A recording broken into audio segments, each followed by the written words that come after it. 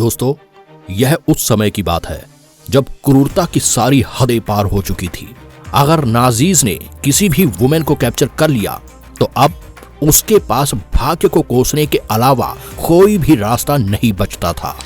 आपको बता दें कि ये युद्ध में मैन सोल्जर्स के जैसे ही यूनिफॉर्म पहनती, उनके जैसे ही राइफल को कैरी करती और यहाँ तक कि दोनों सेम ही वॉर में फाइट कर रहे थे, लेकिन फिर भी उन्हें मैन के कंपेयर में बहुत ज्यादा सजाएं मिली। आज की वीडियो में हम यही जानेंगे कि वर्ल्ड वॉर 2 के टाइम नाजीज ने वुमेन को कैप्चर करने के बाद उनके साथ क्या क्या किया। वर्ल्ड वॉर 2 के टाइम वुमेन का इस वॉर में भाग लेना जरूरी हो गया था। इन्होंने नर्स से लेकर रेडियो ऑपरेटर, मैकेनिक से लेकर क्लर्क और पायलट से लेकर जासूस बनने तक सभी काम बड़ी अच्छी तरह से निभाए। अगर ये वुमेन हेल्पर्स नहीं होती तो शायद ही अलाइज ये वॉर कभी जीत पाते। 1945 में युद्ध तो खत्म हो गया, पर शायद वहां की वुमेन की किस्मत अब भी खराब ही चल रही थी, जिस कारण उन्हें कंसंट्रेशन कैंप्स आदि में बहुत कुछ भोगना पड़ा था। ये फीमेल सोल्जर्स वर्ल्ड वॉर 2 का एक अहम हिस्सा हुआ करती थी। नेशंस जैसे ब्रिटेन, यूनाइटेड स्टेट और सोवियत यूनियन ने वुमेन को आर्मी ज्वाइन करवाई। साथ ही इन वुमेन ने वहां पर बड़े इंपॉर्टेंट रोल्स जैसे मैकेनिक्स, क्लर्क्स, रेडियो ऑपरेटर्स और पायलट, नर्सेस आदि रूपों में काम किए। इनकी कैपेसिटी के बेस पर ही इन्हें जासूस और रेसिस्टेंस फाइटर्स जैसे इंपॉर्टेंट रोल भी दिए गए। इस तरह सभी नेशंस ने वुमेन को अपनी आर्म्ड फोर्सेस में शामिल करा था, जिसमें सोवियत यूनियन सबसे आगे था, जिसने लगभग 8 लाख वुमेन को अपनी फोर्सेस में शामिल किया। इसमें से कुछ ने स्नाइपर्स और पायलट के रोल प्ले किए और फिर इनकी ब्रेवरी और साहस के दम पर यह लड़ाई में आगे बढ़ती गई, यहाँ तक कि इन्हें इसके लिए जेलों में भी जाना पड़ा। वॉर के टाइम में बहुत सी वुमेन सोल्जर्स को नाजीज ने कैप्चर कर लिया था, लेकिन इससे पहले उन्होंने अपनी मेहनत से बहुत कुछ साबित करके दिखाया, जिनकी स्टोरीज आज भी फेमस है। नाइट विचेस, ये इनक्रेडिबल वुमेन का ग्रुप दुश्मनों के बीच में नाइट विचेस के नाम से फेमस था, जो कि पूरे वॉर में फेमस बना रहा। ये उस टाइम पर बनी थी जब सोवियत यूनियन में वुमेन का जाना रिस्ट्रिक्ट था, लेकिन फिर भी जोसेफ स्टोली ने स्पेशली मैरिना रास्कोवा से कांटेक्ट किया और उनसे वुमेन की कॉम्बैट यूनिट्स बनाने की परमिशन ले ली। 1941 में एंड तक ये फीमेल एयर यूनिट असेंबल हुई थी, जिसमें 20 से 30 साल के बीच की एज वाली वुमेन हुआ करती थी। यह सभी 588th बॉम्बर रेजिडेंट का हिस्सा थी, जो कि जरूरत पड़ने पर ऊपर जाकर एनिमीज एयर स्पेस को ऑपरेट किया करती थी। इनकी अटैक टेक्निक ही इन्हें आइडल बनाती थी।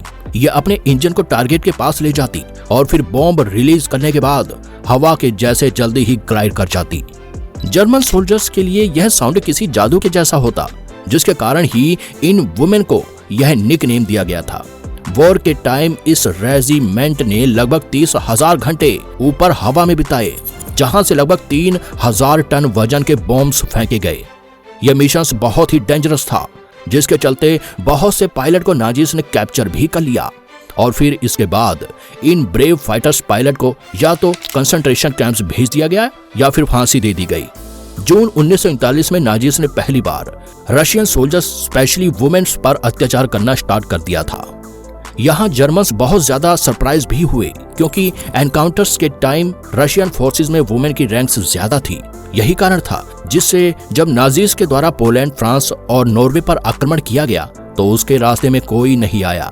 नाजीज ने फायर आर्म्स से लेकर मैदान पर हथियार चलाने तक के कामों में वुमेन को रखकर आश्चर्य और घृणा की सारी हदें पार कर दी थी। हालांकि इतने ज्यादा स्केल पर फीमेल्स के इन्वॉल्वमेंट का परिणाम ही था कि नाजीज वापस वॉर के लिए आ गए थे। लगभग 2 लाख के करीब वुमेन ने इस वॉर में भाग लिया था और इनमें से 89 वुमेन को the hero of Soviet union का खिताब भी दिया गया। जर्मन हाई कमांड इतनी कैपेबल वुमेन को यूनिफॉर्म में देखकर आश्चर्यचकित रह गया। आगे 29 जून 1939 को फील्ड मार्शल गुथर वॉन क्ल्यूज एक इनफेमस ऑर्डर देते हैं कि जो भी वुमेन सोल्जर्स पकड़ी जाएं, उन्हें शूट करके मार दिया जाए। बाद में गुप्त रूप से पता चलता है कि ये बेरहम ऑर्डर एसएस या गेस्टापो द्वारा नहीं दिया गया था, बल्कि इसे वॉर की फील्ड पर काम कर रहे कमांडर्स ने जारी किया था। इसे वापस से सामान्य करने में लगभग 4 महीने का समय लग गया था, जिसमें फील्ड मार्शल वॉल्टर वॉन रेचेनेउ और 75th division general earnest hammer शामिल थे। इस बीच के टाइम में कैप्चर्ड वुमेन को नाजीज के द्वारा बहुत कुछ भोगना पड़ा था। हाई कमांडर्स डायरेक्टिव्स के द्वारा तो नहीं, लेकिन बहुत से बिगोटेड नाजी सोल्जर्स के द्वारा यह पागलपन वाला आइडिया पास किया गया था। German atrocities on the eastern front. बड़े ही आश्चर्यजनक तरीके से जर्मन फोर्सेस ने ईस्टर्न फ्रंट पर आक्रमण कर दिया और 6 मिलियन के समथिंग लोगों को कैद करके रख लिया था, जिसमें लगभग आधे से ज्यादा मर गए थे। यहाँ पर जेनेवा कन्वेंशन मिलती है, जिसमें इस बात पर प्रकाश डाला गया था कि इन प्रिजनर्स में से हजारों तो भूख की वजह से मर गए थे। वैसे तो अदर आर्मी फोर्सेस प्रोफेशनलिज्म तरीके से लड़ती है, लेकिन नाजी फोर्सेस ठग्स के ग्रुप के जैसे आइडियोलॉजी पर वर्क करते हुए लड़ा करती थी। इसी आइडियोलॉजी के चलते वह वुमेन सोल्जर्स को मुश्किल से ही समझ पाता है, और फिर एनिमीज में से रशियन वुमेन सोल्जर सबसे ज्यादा असुरक्षित थी। उन्हें कैप्चर करने के बाद सीधे मारने का ऑर्डर दे दिया गया था, और मारने से पहले उनके साथ बुरे से बुरा बर्ताव किया जाता था। लेकिन जब लोगों को यह बात पता चली और इसकी रिकॉर्डिंग देखी गई, तो Russian women soldiers Nazi forces के पकड़ने से पहले या उनके कैदी होने से पहले ही खुद को शूट कर लेती थी। Captured women of world war 2। In women ने भी अदर्स के जैसे एनिमी के कैप्चर करने के बाद साहस और बहादुरी का परिचय दिया था, जिससे इनकी स्टोरीज फीमेल सोल्जर्स के लिए करेज और डेडिकेशन का आदर्श बन गई थी। क्रिस्टीना स्कारबेक, इन्हें ब्रेवेस्ट ऑफ द ब्रेव के नाम से भी जाना जाता है। ये ब्रिटिश स्पेशल ऑपरेशन में पुलिस को मैसेज भेजने का वर्क किया करती थी, जिसके कारण ही इन्हें फर्स्ट सर्विंग फीमेल एजेंट माना गया। स्कारबेक ने अपना बहुत ज्यादा टाइम यहाँ दिया था। इनकी इनक्रेडिबल जासूसी के चलते ही नाजी ऑक्यूपाइड यूरोप के बारे में हमें जानकारी मिल पाई थी, जिसके बाद से ही वुमेन के लिए वॉर में जाने का रास्ता खुल गया था। स्कारबेक को गेस्टापो के द्वारा कैप्चर कर लिया गया था, लेकिन कैसे भी करके उन्होंने अपने माइंड की स्ट्रेटेजी से खुद को बचा लिया था। जनवरी 1941 में इन्हें हंगरी के बुडापेस्ट में पकड़ भी लिया गया था, जहां गेस्टापो के द्वारा क्वेश्चन करने पर स्कारबेक पुल्मोनरी ट्यूबरक्लोसिस के जैसे झूठे सिम्टम्स दिखा देती है। यहां तक कि वो डॉक्टर को भी अपनी बातों में उलझा लेती है, जिसके बाद वो फ्री भी हो गई थी।